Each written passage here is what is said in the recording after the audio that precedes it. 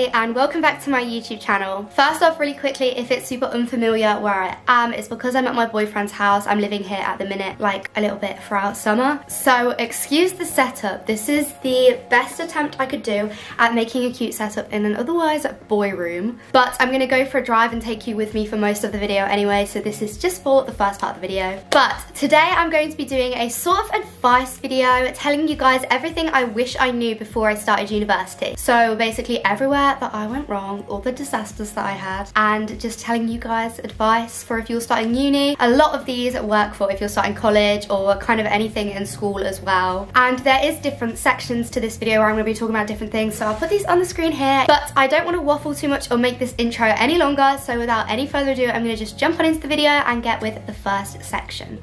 Oh, I look funny sat here, this is funny. Anyways, so the first thing I want to talk about is the first thing that happens if you go to university and move out. So the whole moving out experience, living without your parents or without your carers for the first time is kind of a big deal. First things first, you do not need to take as much as you think you do. I definitely overpacked, and because inevitably you're going to be buying things throughout the years when you're at uni. I'm now moving into my third year house and I have so much stuff. I just don't know what to do with it. So much is going to have to go in the bin or to charity. Literally just remember there's shops when you get to uni. If there's anything you forgot to bring, you can buy stuff or just go home and get it. But you really don't need to buy loads and loads of extra things to bring to uni with you. Also, the moving in process can be quite stressful because everyone's trying to move in to one building or a few buildings all at once, and it's kind of overwhelming as it is. So it's probably easier not to overpack so you've got less things to move in, and then just buy things that you didn't bring when you're there. Also with this, if you want to be really organized, which I was kind of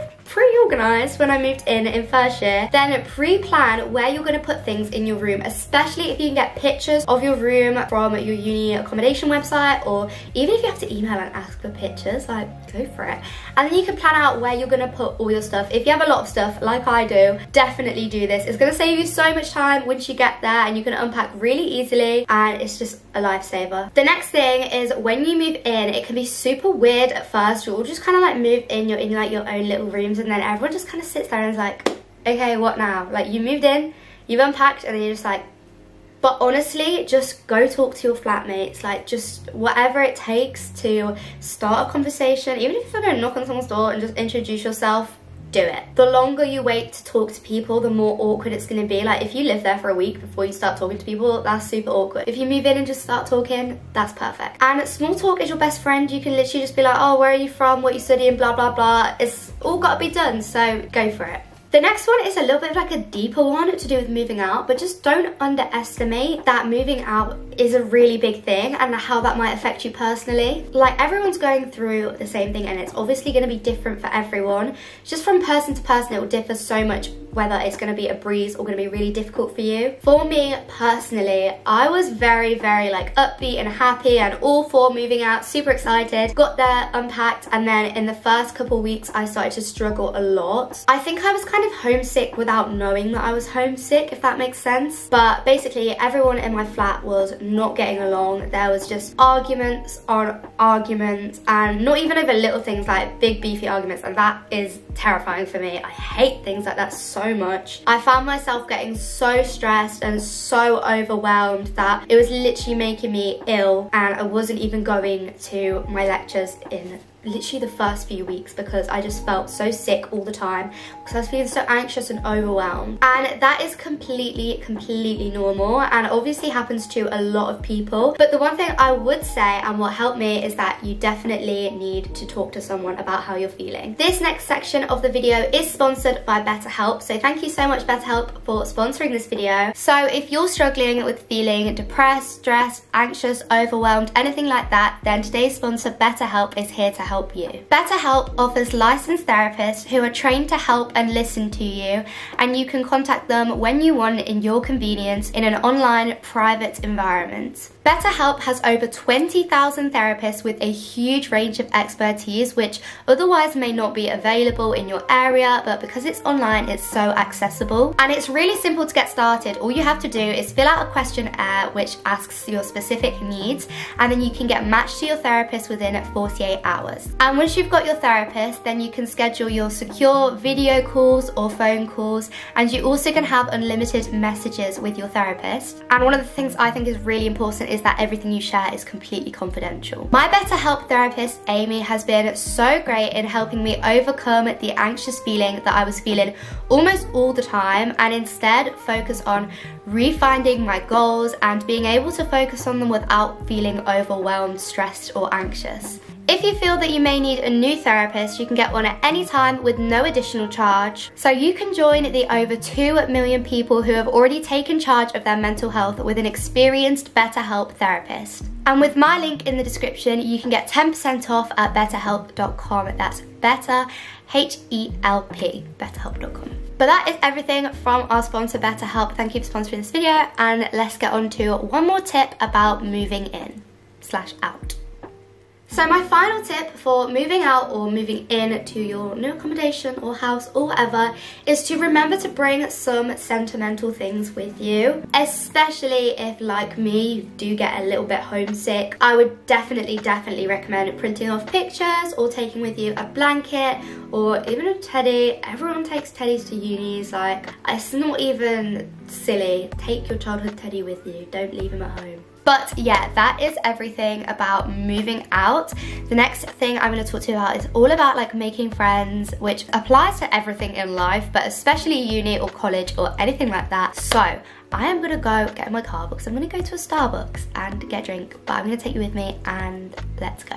Hey chicas, so I'm in my car. I'm going to start talking about like some of my points for the next little section of this video before I even drive to Starbucks, which is the next thing I'm going to do. Okay, the first thing about like making friends, the first step that you can do before even you go to uni or college or anything like that is join group chats. There's inevitably going to be loads of group chats. You can join like the freshers pages, like there'll be like your uni freshers pages normally on Facebook, and people will comment on there and be like what course you doing, or they'll be doing like anyone else doing geography or anyone else doing drama, and then people will be like replying going yeah me blah blah blah, and quite often they'll make a group chat. If they offer do you want to be in a group chat, then yeah you do. And when you like join these group chats, realistically you don't have to talk in it all the time, you don't have to be going crazy in it, you can just be kind of passive if it gets annoying, which some of them do. But it is worth joining them because you're going to start seeing names and people and you will just get kind of familiar with them. And then when you're at uni and you're like bumping into these people, it's going to be kind of like you're familiar. It's not completely like weird that you're seeing these people, and it makes the whole experience a lot less intimidating. One of the first group chats I joined was a performing arts group chat page, and I joined there and people talk about societies, and I said that I wanted to do cheer, and one of the girls in the chat, Emily, who is now literally my best friend, replied to my message and was like, oh my god, I do cheerleading, we could try out together, like message me on separate, like started sending me her cheerleading videos and everything, and literally since then we've been like best friends, and I'm like going into my 3rd year, we're trying out for all-star cheers together. Like it's kind of a bit crazy, but like that's just an example of how you might meet your best friend in a freshers chat. And following on from that, join a society. For real, it's like if there is one singular thing that has made my whole uni experience, it is joining a society. I do cheerleading, and that is literally where I found 90% of my closest friends are all from cheer, and like people I've met through cheer or like friends of friends from cheer is really, for me, how friendship groups have started. And a lot of my friends, and like Will does rugby, and most of his friends are from rugby. Like it's just how you make friends with people. So obviously you do have course mates, but I think society friends tend to be closer. Make sure you have a look and see which societies are available. You can look online before you go, or go to the societies fair or the sports fair, which is so good. And there's most likely going to be loads of societies like sports societies, but there'll also be more relaxed societies. So I know that my university has all kinds of societies. I'm pretty sure there's like breads and spreads, like what, I don't even know. There's like anime society, there's like a drama society, like so many different societies. There is definitely something for everyone, and you are guaranteed to make friends through it. Now I'm going to drive to Starbucks, and I might answer another question when I'm literally before I go through the drive-through, and then I'm gonna go get a drink at Starbucks, and that's my plans for the day. So let's go. Hello girly squirrelies, I've arrived at Starbucks. I go through and get my drink in a minute, and I'm going to tell you another bit of advice about making friends in the meantime. So the next piece of advice is to not be afraid to initiate plans. I know sometimes I'm so guilty of this. I definitely like over the past year have done this so much. I'll like not hear from someone for a while, they've not messaged me, they've not asked to meet up, up, they've not suggested anything, and I'm sat here being like, oh, they don't like me, they don't want to be my friends anymore, they don't care, me. But I have not reached out and asked them to do anything either, so maybe that's my fault. I don't really know why it is. I think a lot of people feel like this without even realising. Don't be afraid to message and ask someone to do something, or especially when you're fresher as well, don't be afraid to be the person to message your flat group chat or someone in your accommodation, be like, hey, do you want to go on this night out together or something like that. And also make sober plans as well as going out plans. Sober, it obviously takes me a lot longer to like warm up to someone and get used to them and feel comfortable around them, but realistically that is how real friendships are made, and so it's kind of important to do those things sober as well. Anyways, now I'm going to go and get Starbucks. Yay! Hi, welcome to Starbucks. What can I get for you today? Heyo, back again, it's me. Can I move my steering wheel down, or is it already down? Oh, is that a bit better? I got my drinks. Last one, I got a peach iced tea, and then I also got a vanilla iced latte. I never get this, so.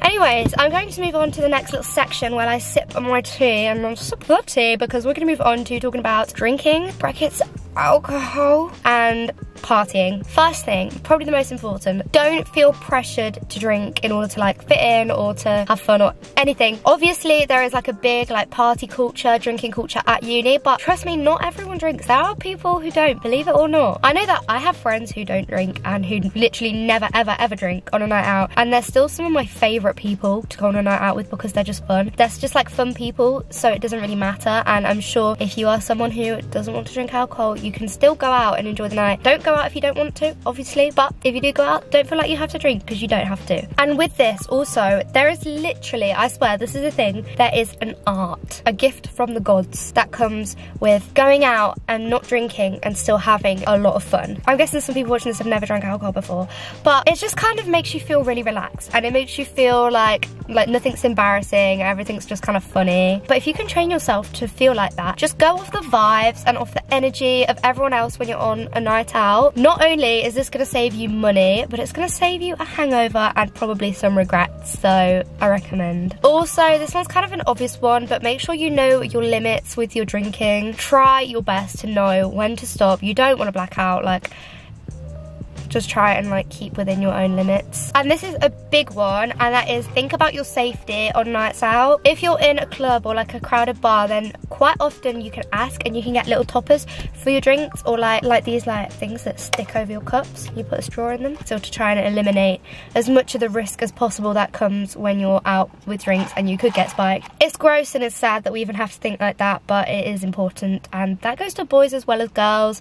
Boys get spiked too. I know it's more common for girls to get spiked, but I do know boys that have been spiked, and it is equally important to cover your drinks. This one is kind of self-explanatory and important, and yeah, I'm not going to say too much, but don't drink too much on your first night because you will probably regret it and you don't want to be that person. This next one is kind of like a personal preference, I guess. I am going to say do not drink if you have an 8 AM, a 9 AM, a 10 AM, or really if you have anything the next day, especially if you've got classes in the morning. Try not to drink, or at least don't drink a lot the night before. And I mean this especially within your first few months, because this is when you're like meeting your course mates and your lecturers. And I know on my course there's a lot of group work, so you want to make a good impression. So when it comes to group work time, people aren't being like, oh, don't go in a group with her, she'll be hungover in the morning. Even if you don't get hangovers, you're still going to be distracted and your head's not going to be in the right space to focus on a lesson. First year is when you're making your impressions on people, so you still want to be making a good impression, even if your grade for that year doesn't count. Oh, self-explanatory. Eat before you drink, just do it. And then this one has been a lifesaver for me when I've got things to do the next day, but there's a social or something that I have to go to the night before that I'm not gonna miss. Before you go out at night, make sure you put like a sandwich in the fridge, or put something that you can eat, even if it's like dinner, leftovers, like anything that you can eat when you get back. Get it ready so that when you come in, you don't have to faff around making it, you can just eat it. And most important, a big bottle of water by your bed, and drink a lot of this if you can before you go to sleep, because it is just going to make the alcohol like go quicker out of your system, and it'll make you feel better in the morning and feel fresher, so you can go about your day rather than just being like, ugh. Those are all of my tips to do with partying and drinking. I think most are kind of self-explanatory. Be safe, trust who you're with, make sure you're not going out with random people, don't lose your friends, blah blah blah. But I thought those little tips were worth going over. That is all I wanted to say about that subject, and I'm going to drive to Asda because I need to buy some food for dinner, and I'm going to carry on talking when I'm at Asda. Sippy sippy. girl queens. So next I'm going to talk about the study stuff, like actual uni work. Most of this stuff is going to be super like applying to everyone, like applying to you if you're doing your GCSEs, if you're doing your A-levels, if you're doing your year 6 SATs. Is anyone here doing their year 6 SATs? First thing is to work out how you like to make your notes before you actually start making notes. So basically, I in first year did everything on notebooks, and then second year came and I was like, I'm gonna use an iPad. Then I started using my laptop and typing notes on my laptop. Next year I'm going back to notebook, but if I'd have just knew that in advance, not to even try the other stuff and just wrote it in a notebook all the way, it would have been so much easier. So just try and work out what works for you before you start. 2 websites which are going to be your absolute best friends. Referencing, if you don't know, is basically when you quote someone else's work or you refer to someone else's essays or their findings and like that kind of stuff. You kind of can quote anything, but it's better and looks better in your work if you're quoting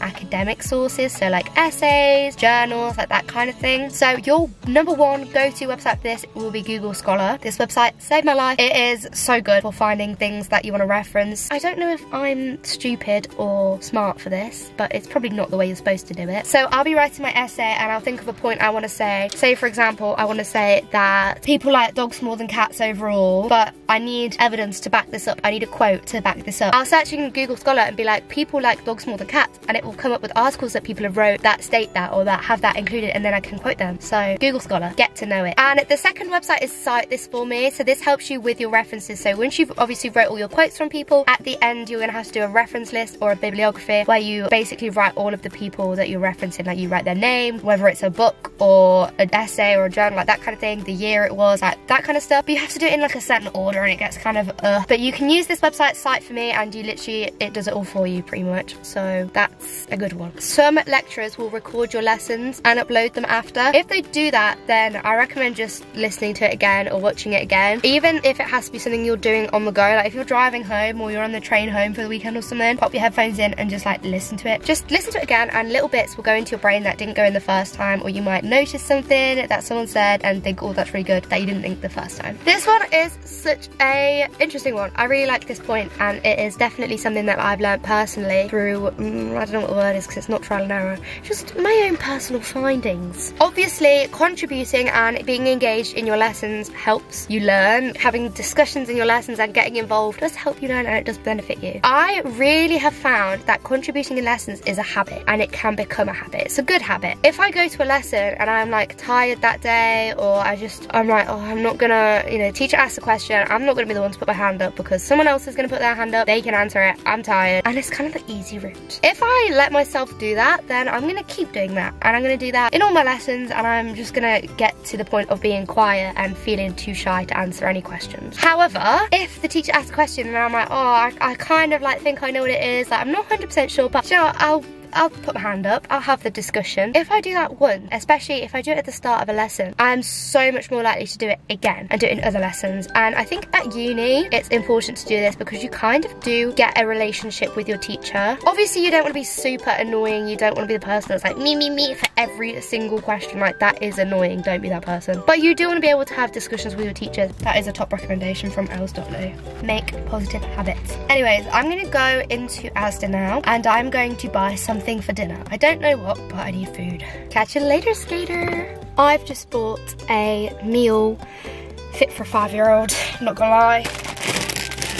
So the final thing I'm going to talk about is the fact that uni, and not to get deep, but everything in life is a balancing act, and a bloody tricky one at that. Sorry, that was a bit intense. I'm gonna explain myself. When you're at university, using uni as an example, but I guess it just applies to everything in life, you have to balance your uni work with your social life, which is a very important balance and very hard to get right, but is very important for your mental health. You also have to factor in, if you need to get a job while you're at uni to pay for things, then your job and your hours that you work. You need to filter in any sports that you do, anything extra if you volunteer, anything like that. And you also have to filter in the whole aspect of of you're caring for yourself fully for the first time. I guess it's different for everyone because it depends how much you've done at home. It's gonna vary from person to person how much of a culture shock it is to like 100% care for yourself. Like, I definitely thought that I was fully caring for myself before I moved to uni because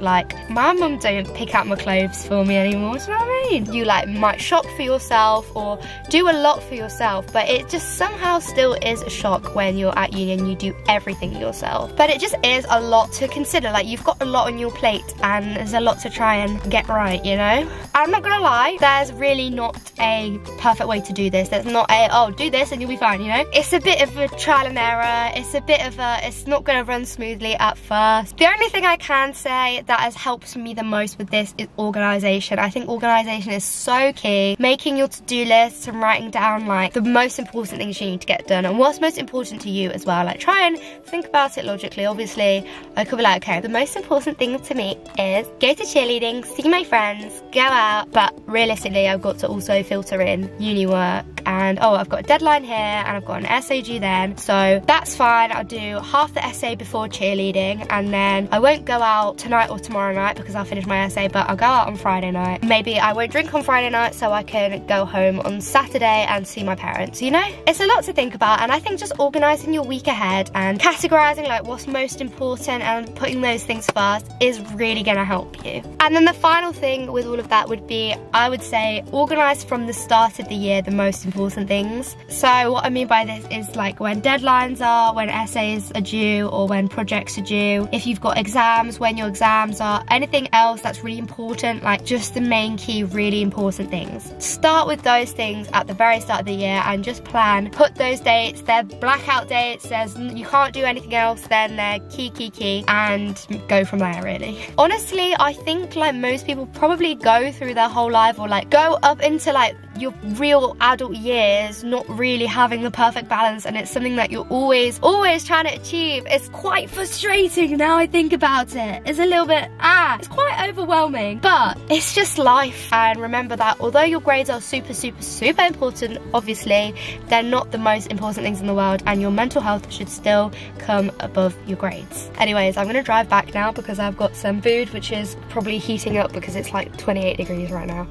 Bye. Okay, girl queens, I am back at Will's house now, so I'm going to go in and I'm going to make dinner. But yeah, I hope these little top tips benefited you. I know there was quite a lot actually. I hope they benefited you if you're starting uni this year, and if you're not starting uni this year or starting the year after, then remember them. And I hope a lot of them also would just help if you're starting college or any kind of new phase in your life. I'm sure these will help. But yeah, thank you so much for watching, and if you did enjoy this video, please give it a thumbs up and subscribe with the big red subscribe button. I'm going to be more active on YouTube. I know I've said that a few times now, but I have a working laptop and it's summer, so I actually have time. And if you want to continue the discussion, leave me a comment. If you want to ask for advice on anything that I've spoke about, or anything related to anything I spoke about, or anything to do with uni, college, school, anything like that, then leave me a comment and ask, because I know that I've got millions of things I could say for this. Other than that, that is everything I've got left to say, and I'll see you in my next video. Thank you so much for watching. Bye!